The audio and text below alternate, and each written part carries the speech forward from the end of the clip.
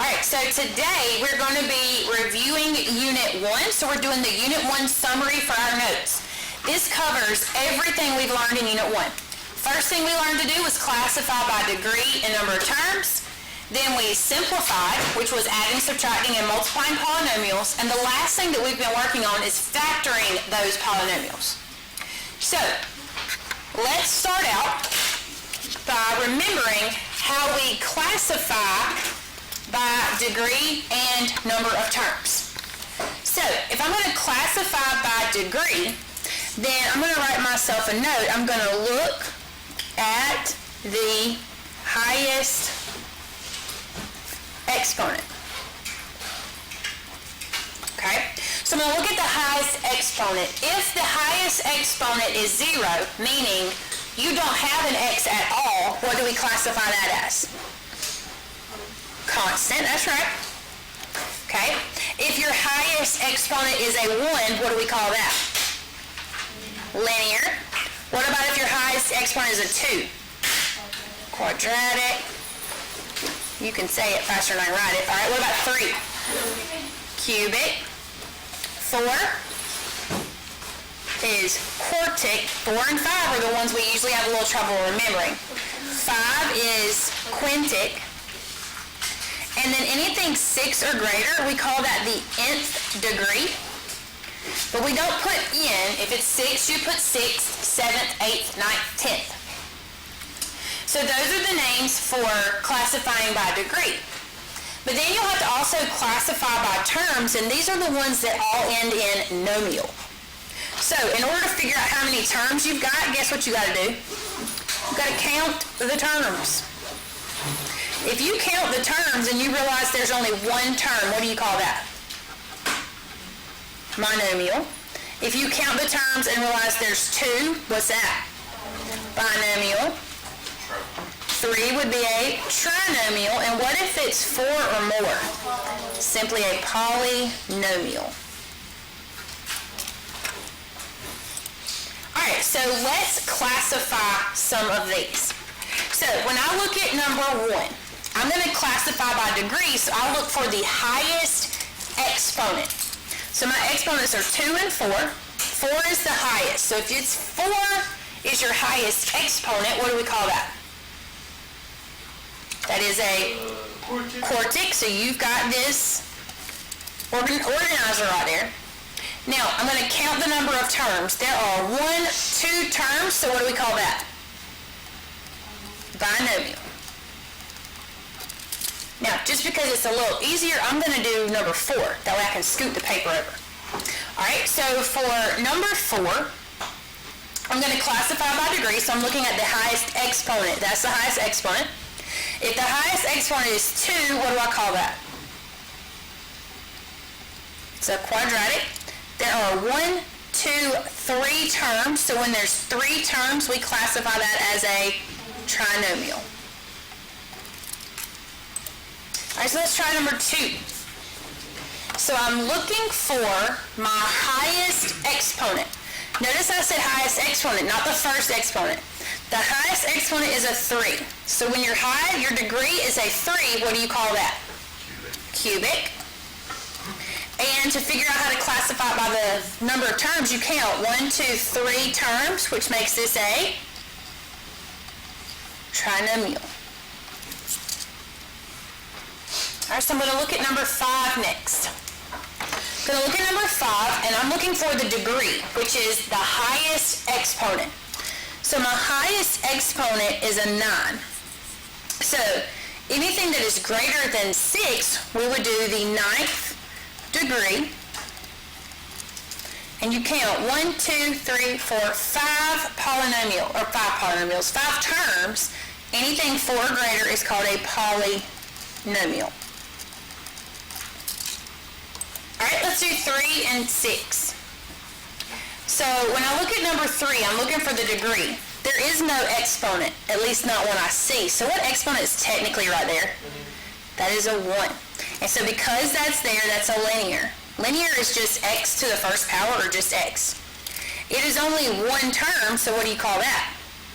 A monomial. And the final final one of these classifying questions, you look for your degree, which would be the highest exponent of 5. That is called a quintic.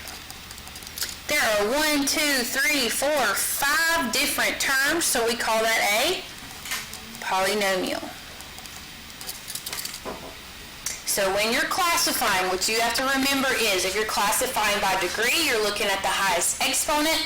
If you're classifying by number of terms, you got to count the number of terms to find out how many terms you have. So I'm going to move this out of the way so you can see those answers. All right, so the next little section of questions, so I've got it all kind of grouped together. Now, on a test, it's not going to group all of the classify, all of the simplify, and all the factoring. It's going to be all mixed up. When you see the word simplify, do these look simple? Nope, that's a hot mess of parentheses. Simplify means put everything together and make it look as easy as possible, okay? Now, you're either going to add, subtract, or multiply. How do you know, or maybe I should say, where do you look to find out if you need to add, subtract, or multiply? Inside the parentheses, in the middle. So, there's nothing there. What does that mean? Multiply. There's a plus there, so what does that mean? And what does this minus thing? Subtract, okay? Now, you've got to know what to do with each one. I'm actually going to jump around a smidge. I'm going to start with addition. So if I start with number 8 here, I'm going to simply add like terms. So I'm going to look for my highest exponent. My highest exponent is 5. So I'm going to do 6 plus 8. What's 6 plus 8? 14. So I've got 14x to the 5th. Now when I add, I do not change my exponents. The only time I get to change my exponents is when I multiply. All right, after x to the 4th should be after x to the 5th should be x to the 4th. So negative 8 and plus 3. So I take my calculator and I do a negative 8 plus 3. Well, that gives me a negative 5x to the 4th. Normally I would have x to the 3rd, but I don't have an x to the 3rd, so no big deal. I'm going to do 3 minus 9. So 3 minus 9 gives me a negative 6x squared. And then all I've got is a plus 7.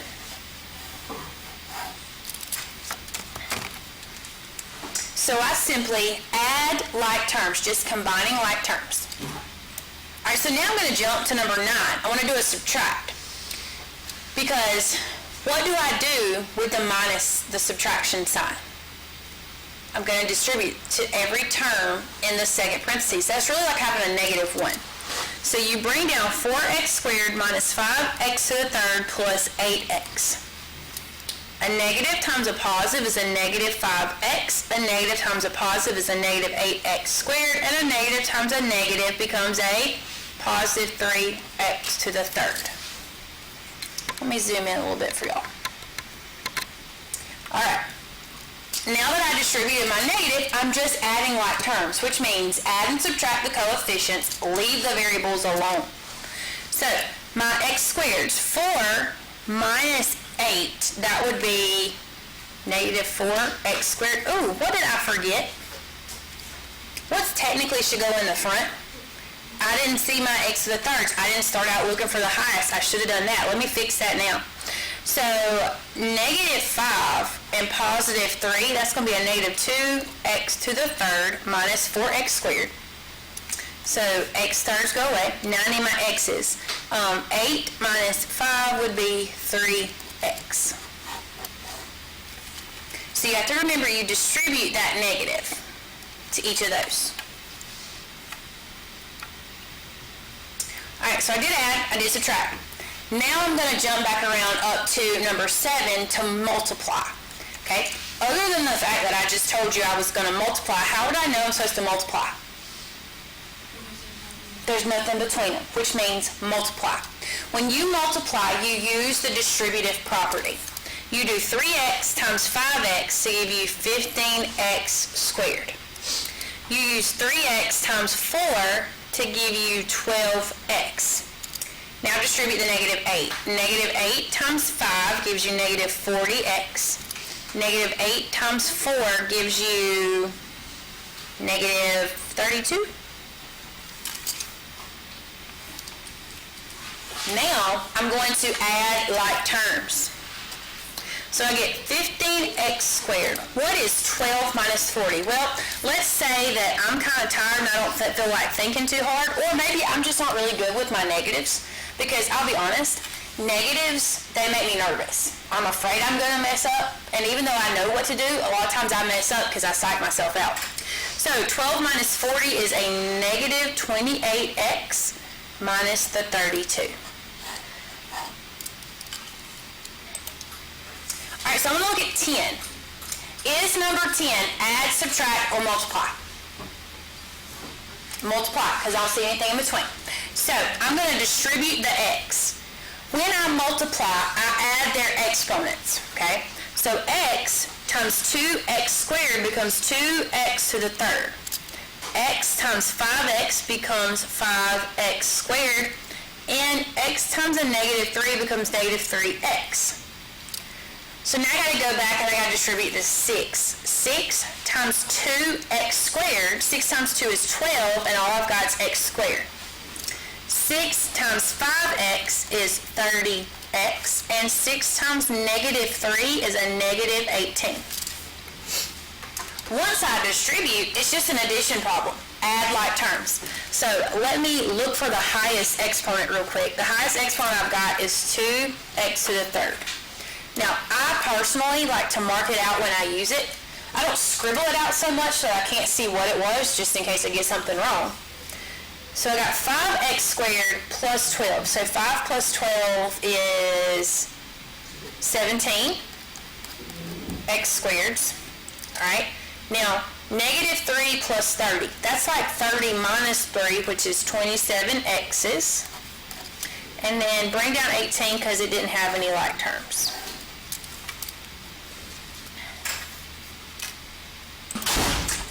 Let's look at number 11. Is 11 add, subtract, or multiply? Multiply. How'd you know? There's just the parentheses side by side. Those are the questions. I'm not just asking you for fun. That's what you should ask yourself every time you do one of these. So if it says simplify, simplify means get rid of those parentheses. So in this case, we're going to multiply. 5x times 2x, that gives you 10x squared. 5x times 4, 5 times 4 is 20, and they only have 1x. Negative 7 times 2x is negative 14 and 1x. Negative 7 times 4 is a negative 28. And then you look for your like terms. You bring down 10x squared. 20 minus 14, according to my calculator, is 6x, and I bring down minus 28. Now, my calculator can't handle the x's and the x squares. I have to do that part. But when I say my calculator told me it was 6x, it really told me that 20 minus 14 is 6, because I used the coefficients, and then my brain has to process the x's. All right, last one in this section, number 12. Is that add, subtract, or multiply? You're paying attention to me, boys. Subtract. Thank you, Fran. How'd you know? There's a subtraction sign in the middle. So now, when you see the subtraction sign in the middle, what does that tell you you have to do? Distribute it. So I got 3x to the third minus 8x squared plus 9x minus 2. Negative times a positive is a negative 4x to the third. Negative times a negative is a positive 2x squared. Negative times a negative is a positive 7x. And negative times a positive is a negative 4. Distribute the negative, and now you're just adding like terms. So let me look for my highest exponent, which would be a 3. So 3 minus 4 would be negative 1x to the third. Negative 8 plus 2 would give me a negative 6x squared. 9 plus 7 is a 16x. And then negative 2 and negative 4 give me a negative 6. So the next and final section that we learned about was factoring.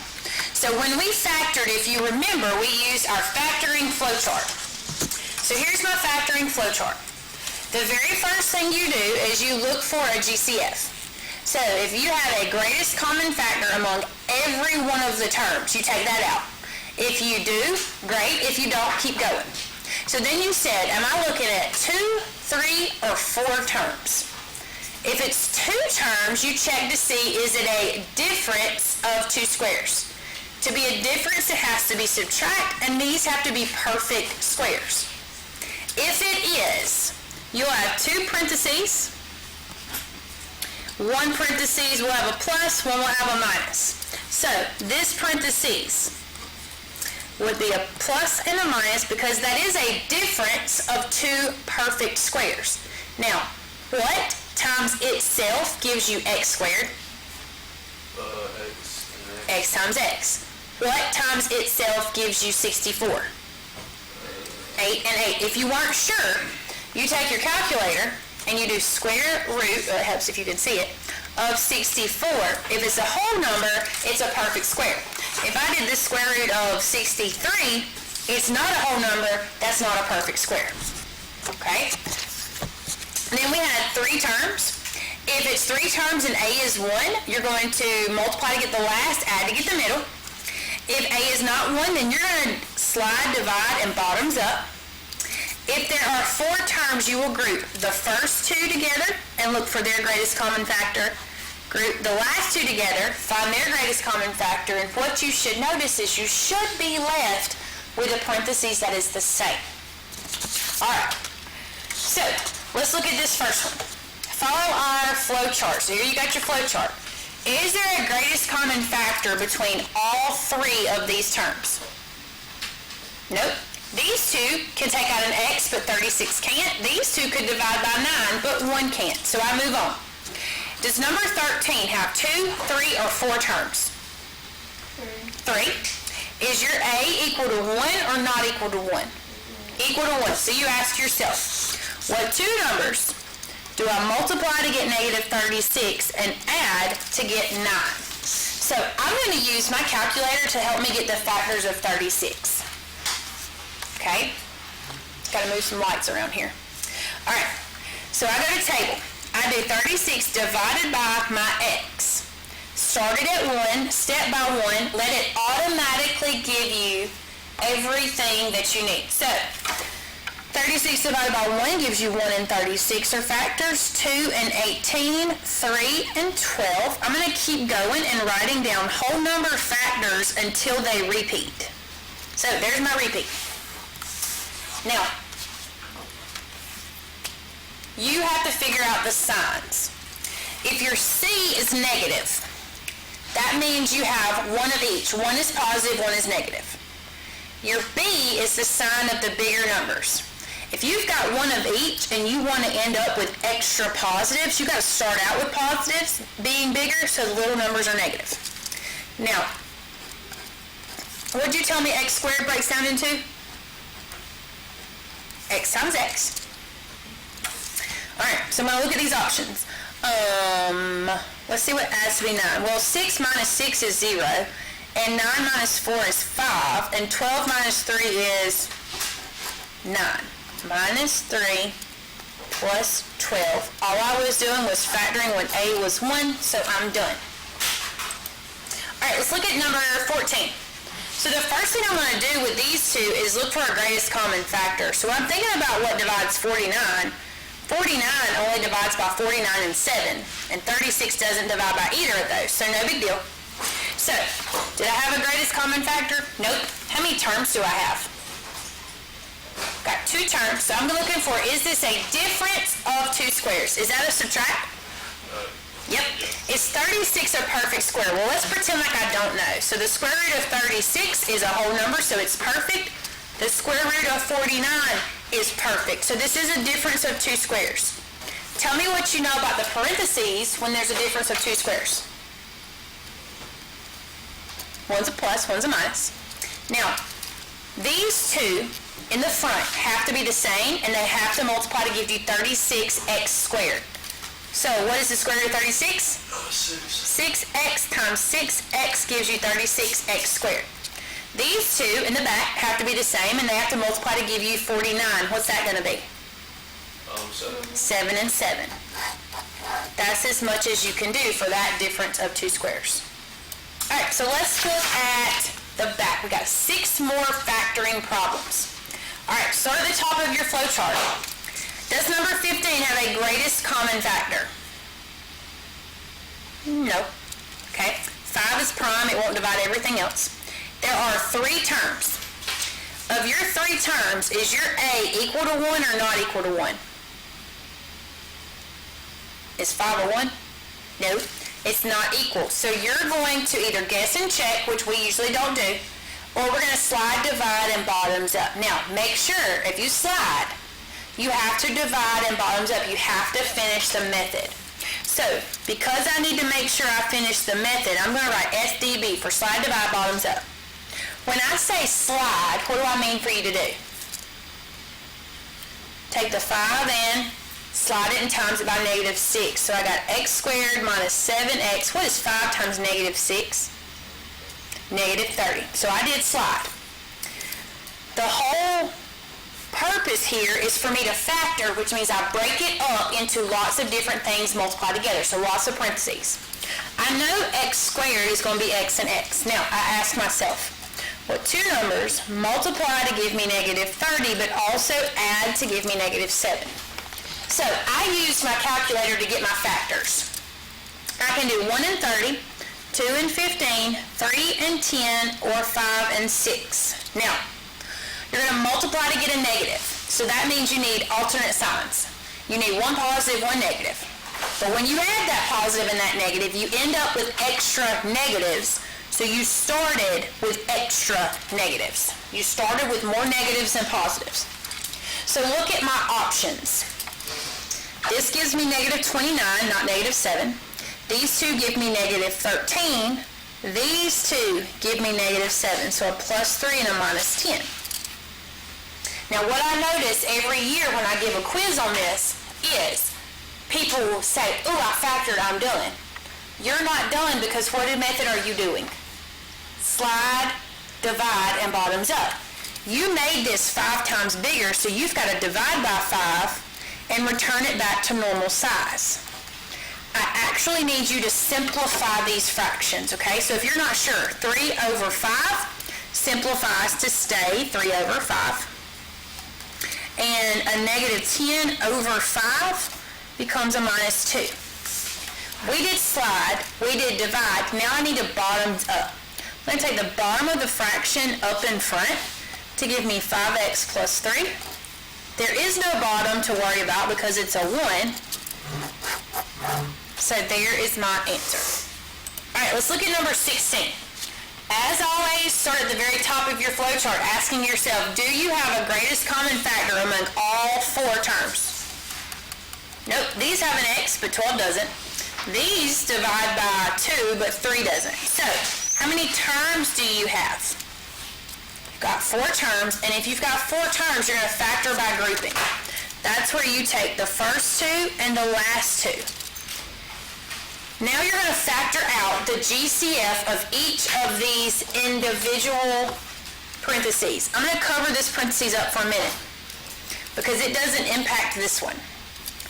What is the greatest common factor between 2x to the third and a -8x squared? Will be 2, and how many x's can they both give up? They can both give up 2. So that when you divide this, each term by 2x squared, 2 divided by 2 is 1. 3 take out 2 is just 1. My x's disappear and give me -4. Now my goal is to factor something out of this one that ends up with a result left over of x minus 4. What's the greatest common factor between 3x and 12? 3. So I'm going to factor that out front, okay? Then I'm going to divide by 3. So whatever you divide by is what you write down. 3 divided by 3 is 1x. -12 divided by 3 is how much? -4. All right? So what do you notice there? You got the same parentheses. So when that's the same, you factor it out one time. What do you do with what's left over? There you go. You combine it and bring it right down here to your other parentheses. All right, look at 12. Always start by asking yourself, is there a greatest common factor between x squared and 121? No. Nope. How many terms is that? 2. So you say, is this a difference of two perfect squares? Well, it's a subtract.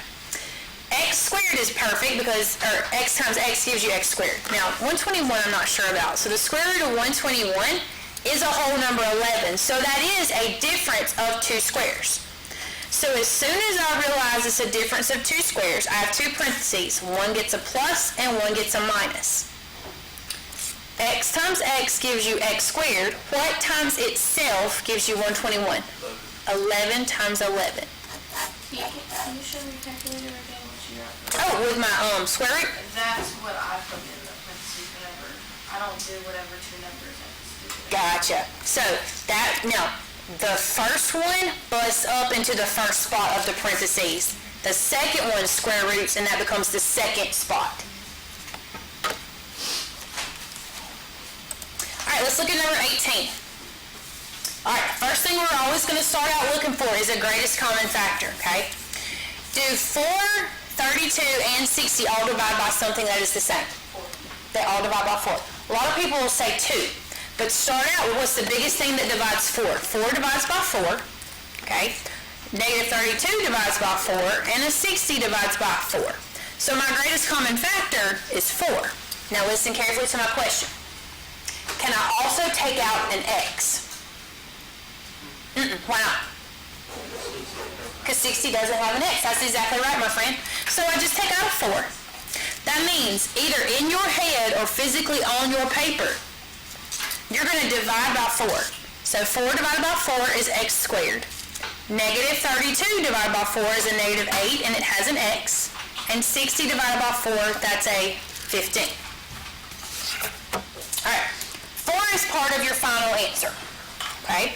But you're going to continue to try to break this apart, okay? So 4 is part of the answer. It's just out here waiting patiently for the rest of the answer to be written. Look inside your parentheses. How many terms do you have? 3 terms. So I'm looking here. 3 terms. Is A 1 or A not 1?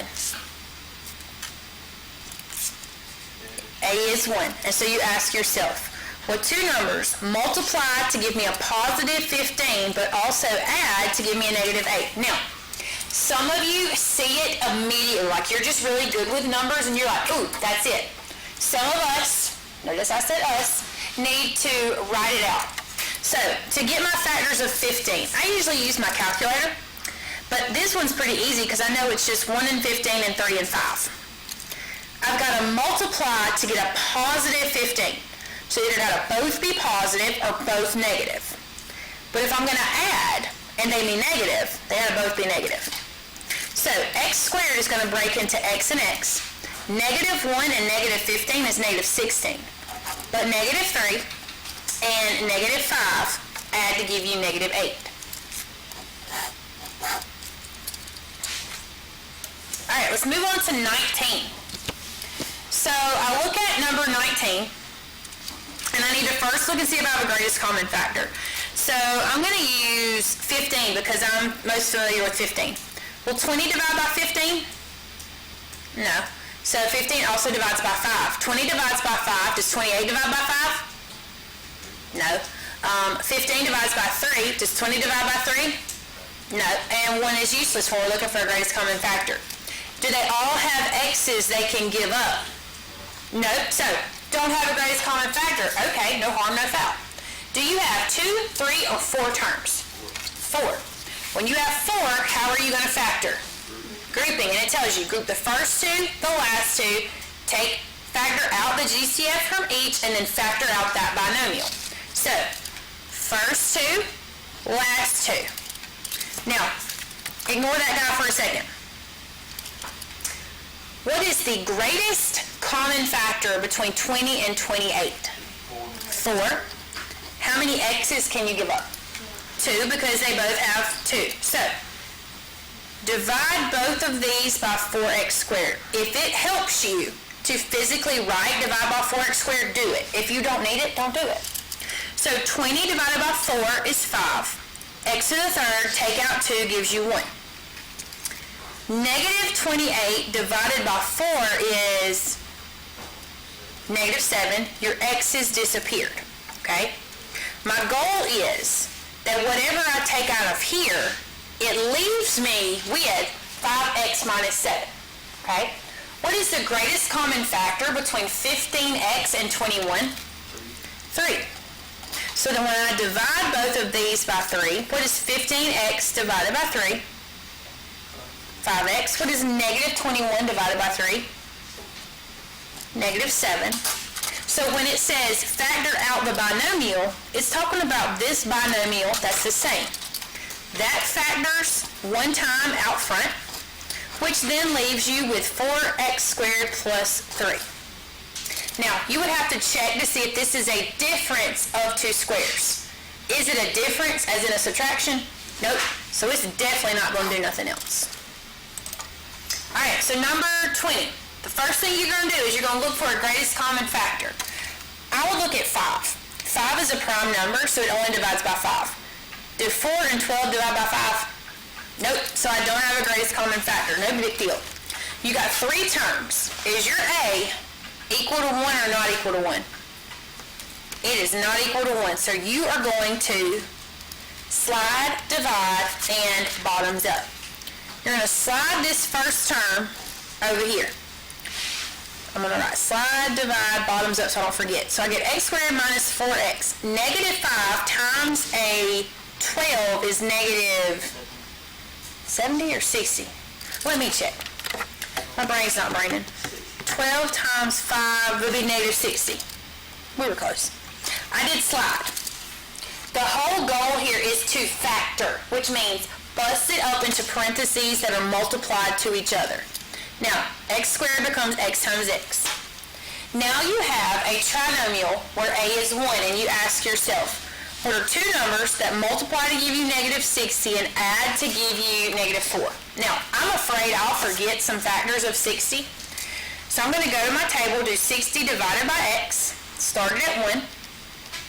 I'm going to write down all my factors, 1 and 60, 2 and 30, 3 and 20, 4 and 15, 5 and 12. Wow, this one has a lot. 6 and 10. That's it. 10 and 6 start repeating. Okay. Now, if I'm going to multiply to get a negative, I need one of each. One positive, one negative. But when I add that positive and negative, I end up with extra negatives, which means I started out with extra negatives. So I start looking for the set that's going to add to give me negative 4. Well, that's negative 59, negative 28, negative 17, negative 11. I'm getting closer. Negative 7, negative 4. Plus 6 minus 10. Now, if you stop there, you're wrong. Okay? Why are you wrong if you stop right here? You have to divide bottoms up. If you check your answer, what's 6 times negative 10? Negative 60. Is that negative 5? So if you'll stop and you'll check your answer, you'll go, ooh, I'm not done. I need to divide by what I multiplied. All right. Here's the place where a lot of students mess up. In this slide, divide bottoms up. I need you to literally divide this and simplify. So 6 over 12 becomes 1 over 2. You have to simplify it before you bottoms up. Negative 10 over 12 becomes a negative 5 over 6. You have to actually divide those. Now, you're going to take that bottom of that fraction, that denominator. You need to get rid of that denominator. So really what you're doing is multiplying by 2 right here to get 2x plus 1. Multiplying this by 6, which turns out to be 6x minus 5. The bottoms up sounds a lot cuter than multiply both terms in the binomial by the denominator of the fraction. Okay? So, your test will cover classifying by degree and number of terms, simplifying, adding, subtracting, multiplying, and all of the types of factoring.